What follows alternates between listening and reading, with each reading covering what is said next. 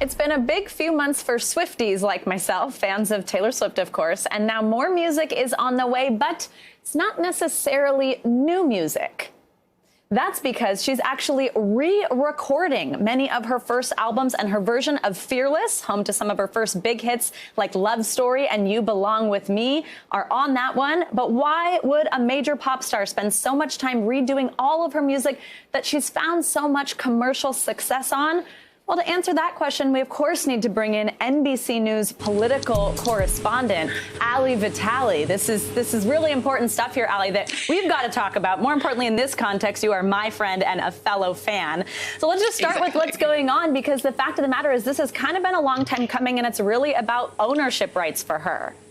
Yeah, this is all about ownership. Taylor Swift re-releasing this album. This is the first of 5 that we expect her to release, because Swifties will know this, but those who aren't dialed in on the minutia of this, Taylor Swift didn't own all of the records that she made from when she first came on the scene in 2006 all the way up until when she released Lover in 2019. That was the first album that she actually owned herself. And so the way that her contract worked was that she wasn't able to rebuy the masters of all of her initial albums. So come November 2020, just at the end of last year, her contract said she was able to start re-recording all of the songs that we love from her so much on those first 5 albums. Overnight, we got the first of these, Love Story. And as usual, you look for the Easter eggs, especially if you're a Taylor Swift fan like us. And I was really struck by, in the music video that she released, it's less of an ode to one Romeo and more of an ode to all of her fans. It's a love story between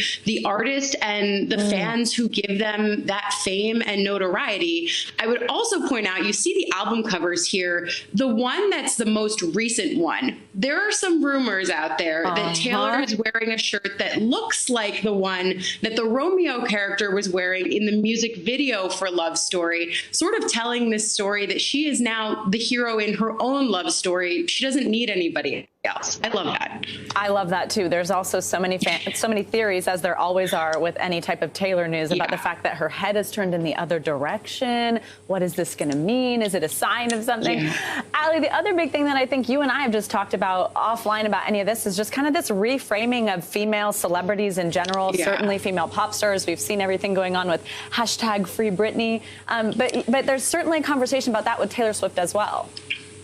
Yeah, I think there is, because you think about how hard the 1990s were for pop stars like Britney Spears, and then, of course, into the 2000s for her. Taylor came on the scene later, but still as a teenager when we first met her, and we've sort of watched her try to wrest her reputation, which was, of course, an album title, but also the thing that she's really been embattled over for a lot of the time after she became, finished being a teenager and became an adult. I think for women like us who grew up with Taylor Swift, it's hard not to see points of commonality in the way that she has tried to define herself in an industry that has gotten, I think, overly comfortable with being able to define women. She has totally bucked that and pushed back against it. It seemed like, especially in these last few albums, she has sort of said, I'm going to do whatever I want. I'm no longer in the people-pleasing business. She's released documentaries to that effect, but certainly this is sort of a new wave for Taylor Swift as she's able to start re-recording all of her own songs. It certainly is. And yeah, just for us to be able to have a little fangirl moment for a second, she is releasing 6 new songs back from when she was 16 to 18. That's when she wrote them,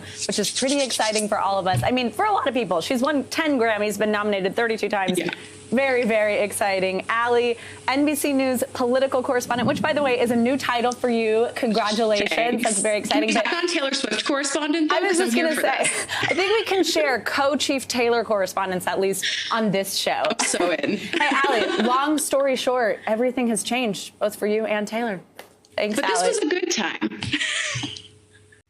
Hey, NBC News viewers, thanks for checking out our YouTube channel.